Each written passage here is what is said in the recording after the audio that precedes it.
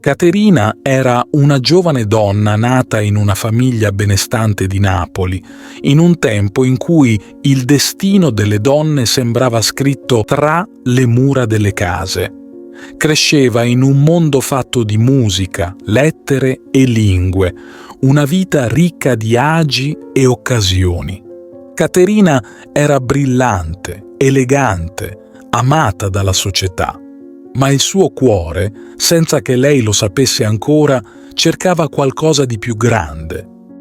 Un giorno, un incontro cambiò per sempre la sua esistenza. Fu il sorriso profondo e le parole ispirate di un frate, Ludovico, che la fecero riflettere. Lui le parlò del Sacro Cuore, dell'amore immenso e puro che avvolgeva ogni anima, anche quella più lontana. Quelle parole toccarono Caterina come un raggio di luce inaspettato. In quel momento sentì nascere in sé un desiderio nuovo, dedicare la sua vita non a ciò che il mondo le offriva, ma a ciò che il suo cuore chiamava. Da quel giorno iniziò un cammino diverso. Non fu facile per Caterina rinunciare a tutto ciò che conosceva. Lasciò il lusso, le feste, i vestiti eleganti e abbracciò una vita semplice, fatta di preghiera e servizio. Si immerse nell'amore per l'Eucaristia, trovando lì il senso profondo del suo vivere. Caterina, però, non si ritirò in un convento lontano. Restò in mezzo alla gente, tra chi aveva bisogno di aiuto, conforto, amore. Trovava il suo posto nelle strade di Napoli, tra i bambini senza casa, i malati e i poveri. La sua casa divenne un rifugio, un luogo di speranza dove chi soffriva poteva trovare calore e forza.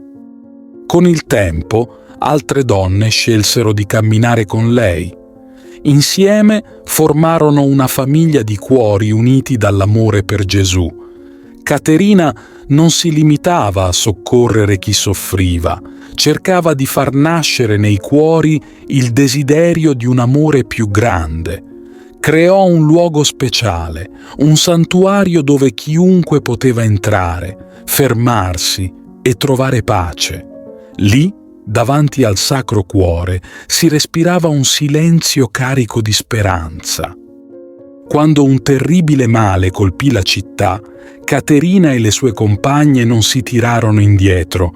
Andarono ovunque ci fosse bisogno, senza paura, portando non solo medicine, ma soprattutto parole che guarivano l'anima. La loro presenza era come un raggio di sole in mezzo alle ombre. Caterina non cercava gloria. Viveva per gli altri con una forza che non veniva da lei, ma da quel Sacro Cuore che tanto amava.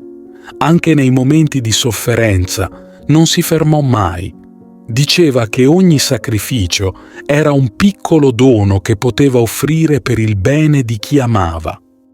Quando giunse il momento di lasciare questo mondo, lo fece con il sorriso di chi sa di aver vissuto per un amore più grande.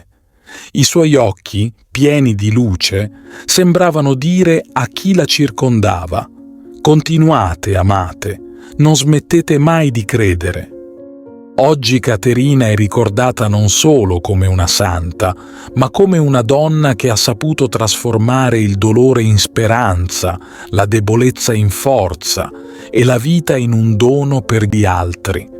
La sua storia continua a ispirare chiunque abbia il coraggio di ascoltare il proprio cuore e seguire la strada dell'amore.